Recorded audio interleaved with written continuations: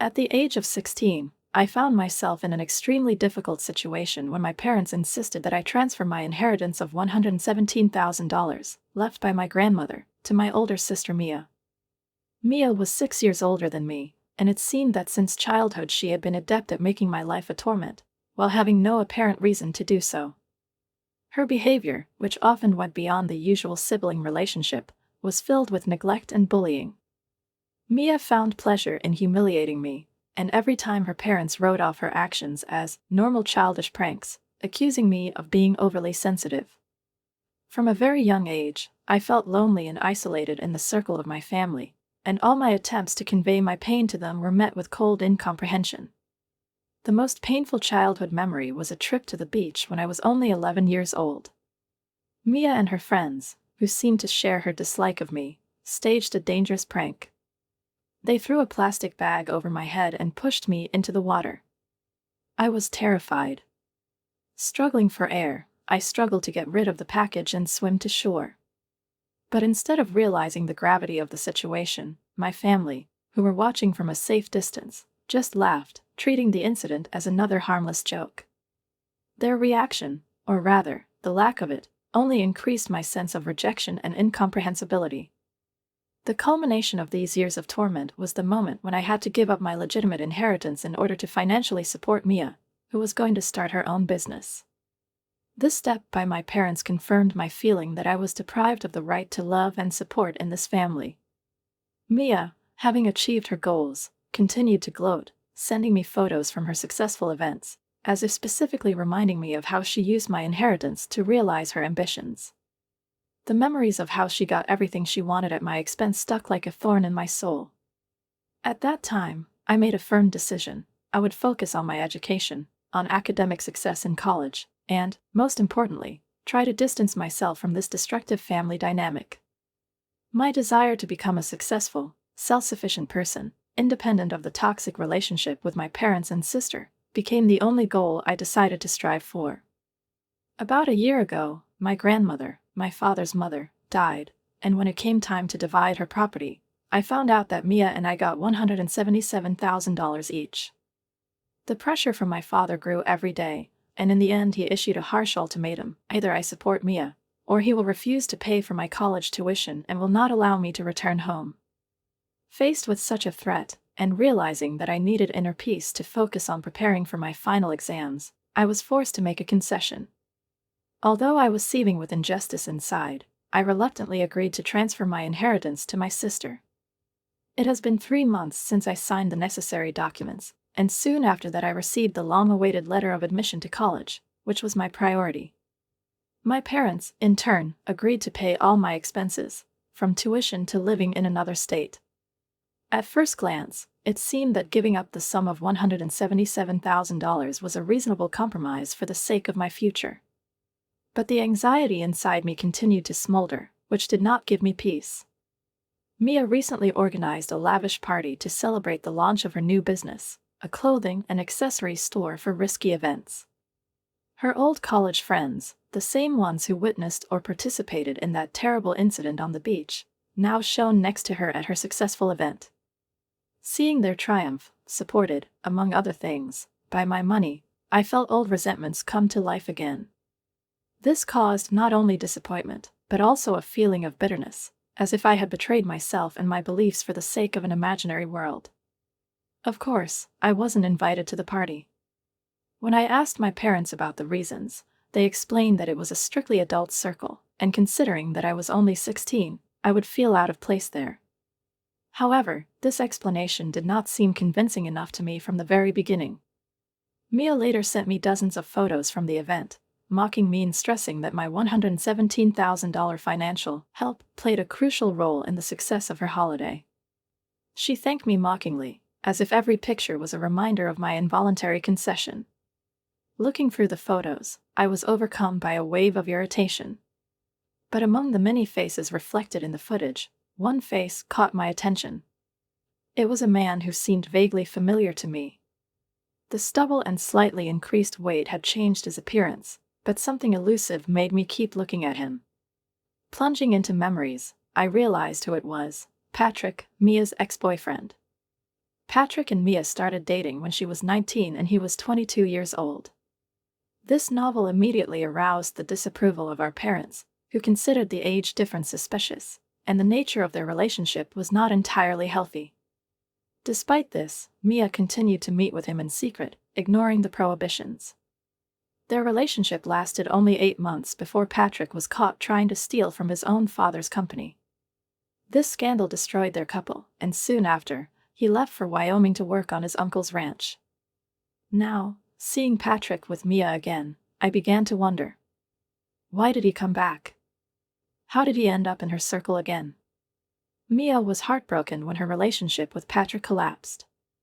After he was caught trying to steal, Patrick left, but his departure left a deep mark on Mia's life.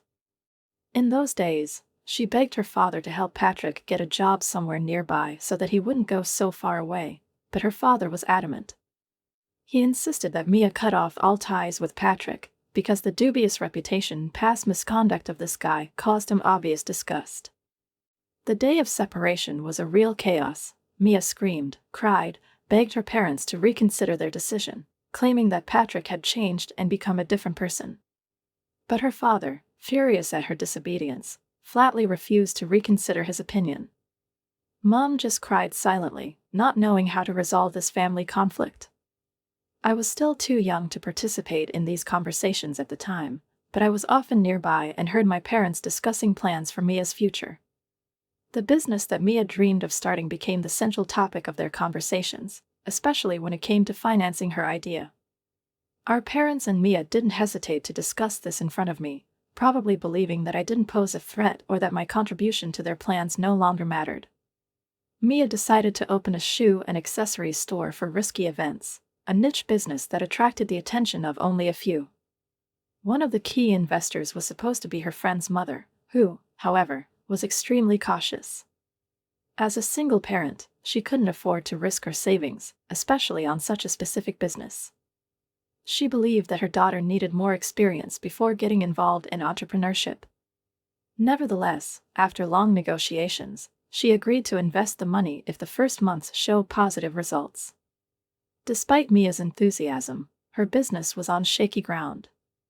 The financial situation was vulnerable, and I realized how risky her whole plan was.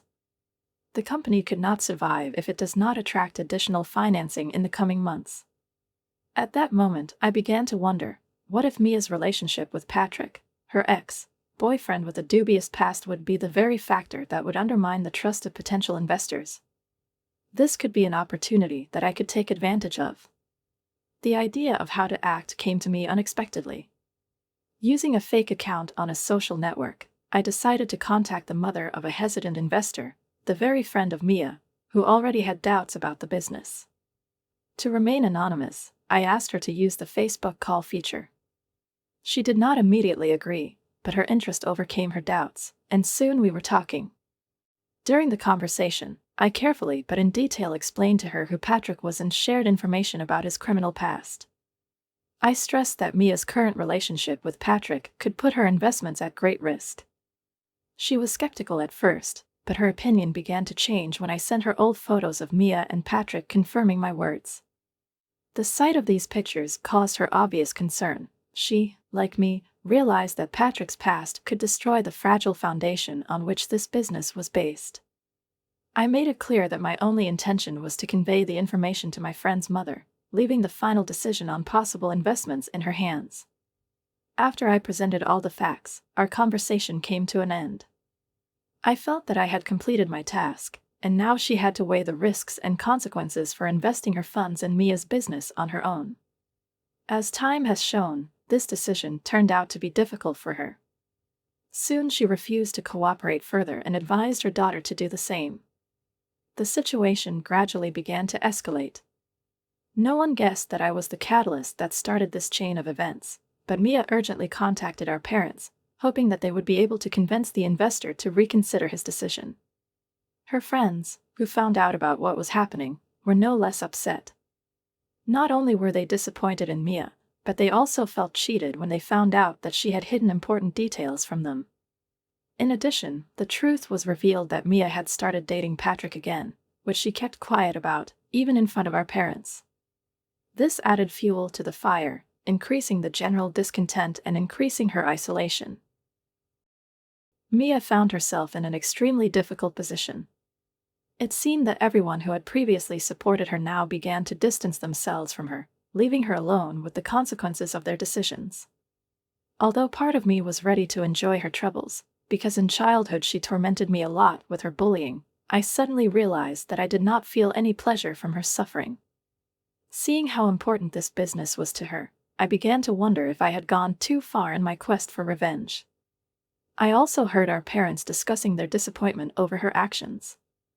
They were so upset that they started thinking about withdrawing their investments from her business. This was a significant shift in family dynamics, as our parents rarely expressed such disappointment with Mia. Perhaps for the first time, I saw her vulnerability and realized that behind all this conflict was not only her cruelty, but also her desire to prove her worth in the eyes of her family. However, despite all these reflections, the thought did not leave me that I was the very person who pushed a potential investor to refuse. This caused a mixture of feelings in me. On the one hand, I could not deny my motives caused by old grudges. On the other, the question of whether I had done the right thing haunted me. The friends with whom I shared my thoughts urged me to remain silent about my involvement in this situation. They reminded me that if our parents ever found out the truth, it could lead to me, almost an adult and dependent on them for college funding, being kicked out of the house. A week has passed since the last significant change in Mia's situation, and her situation has become even worse. The departure of the credit analyst had a more serious impact than she expected. Her friend left the business after him, which put the entire project at risk. One of the remaining friends, feeling betrayed after learning about her secret relationship with Patrick, demanded to increase his share of the business to 70% to compensate for the loss of trust in Mia. Rumors about Patrick's past spread quickly, and despite Mia's best attempts to convince others that the photos and facts about him were faked, no one believed her excuses. Every day she faced reprimands and ridicule from her parents, who, although they continued to support her, met with a lawyer almost every evening, trying to sort out the growing crisis. The question of whether Mia would be able to keep her stake in the business or whether it would be closed due to internal conflicts seemed inevitable. At that time, amidst the chaos, I suddenly felt a sense of freedom. This whole situation took the family's attention away from me, giving me the opportunity to lead my life the way I wanted. I enjoyed being able to come home and leave, go unnoticed, spend nights with friends or stay late. Every minute of this newfound freedom seemed like a nice bonus to me amid all the chaos surrounding Mia's business and life.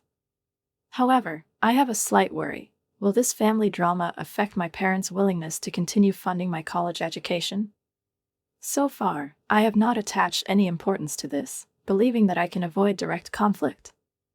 As soon as I thought that everything was settled, the situation got out of control again. The woman I contacted eventually succumbs to the pressure, and, although not directly, revealed my involvement to Mia.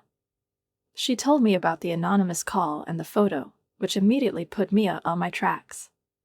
Yesterday, when I was about to leave the house, Mia intercepted me on the doorstep, and the tense meeting quickly turned into a physical confrontation. She was full of rage, accusing me of sabotaging her affairs and deliberately trying to ruin her future. When she pushed me, I was confused at first, but then I reacted defensively. Our conflict flared up before our eyes, and within seconds we were shouting at each other, accusing and defending ourselves at the same time. My parents, hearing the screams, rushed to intervene to separate us, but Mia, choking with rage, was adamant. She was sure that I was behind the failure of her deal. There was hatred in her eyes, and she demanded that my phones and laptops be searched immediately, convinced that she would find evidence there. Of course, I vehemently opposed it, not because I had anything to hide, but because agreeing too quickly might look suspicious. Fortunately, I managed to erase all traces that could link me to the anonymous call and a fake Facebook account created specifically for this case. Mia, unaware of my ruse, assumed that I had used my personal phone number. She had no idea that I had used a one-time account, which I deleted immediately after contacting her friend's mother. My parents started checking my devices, and to her great disappointment, they found nothing. My social media, email, and phone were completely clean. However, this only increased her frustration. She began to claim that I had deliberately deleted all the evidence to hide my tracks. Despite my growing nervousness, I did not show weakness. Objecting, I accused her of unfounded paranoia, explaining that she was just looking for someone to blame in order to absolve herself of responsibility for business failures. Her business, in crisis, could not be the reason to attack me without any evidence.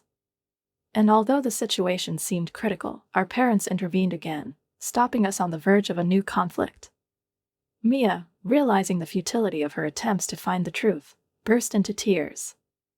It looked like this episode had finally come to an end, but soon my parents took me aside for a personal conversation.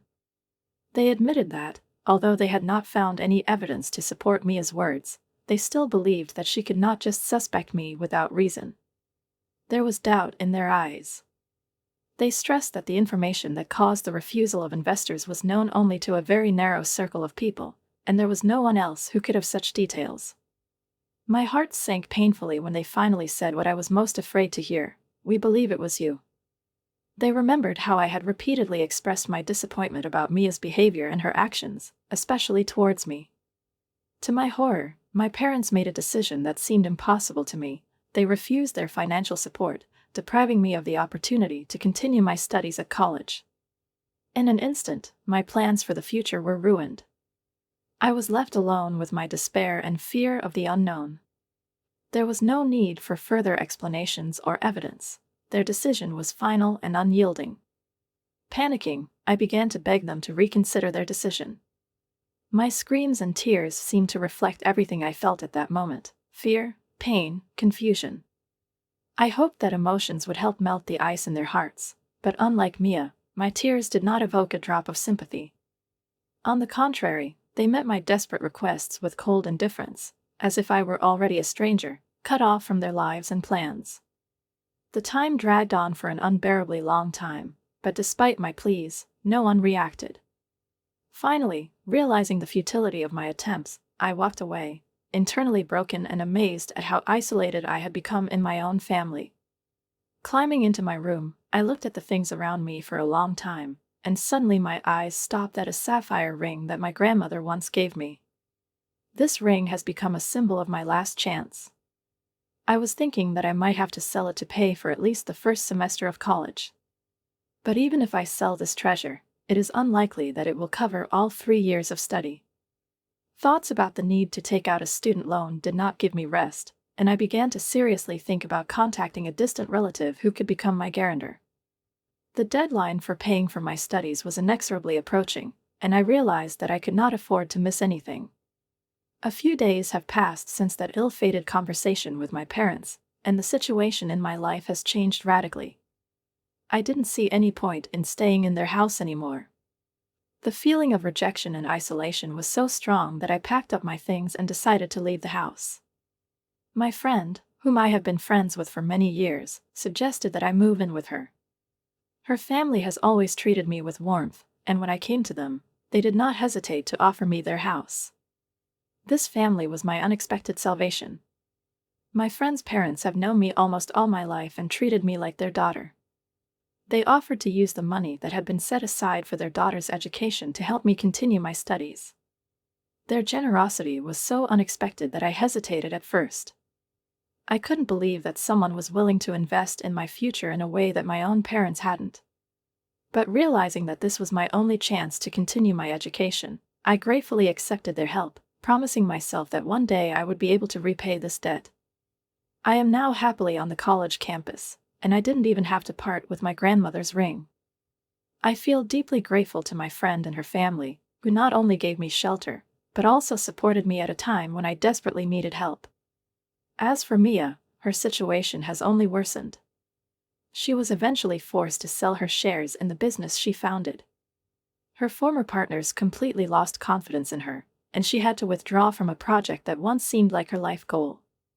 Her parents could not help her in any way. Trust was destroyed, and no amount of effort could restore the previous relationship. The business in which she had invested so much time and effort had become unattainable for her, and now its future was in question. However, all these dramas and problems no longer concern me. I am no longer connected to my family, and no family conflicts are pulling me back anymore. I am focused on my future, and every day I become more and more convinced that it is this new path in college, paved thanks to the kindness of people I did not expect, that leads me to something more.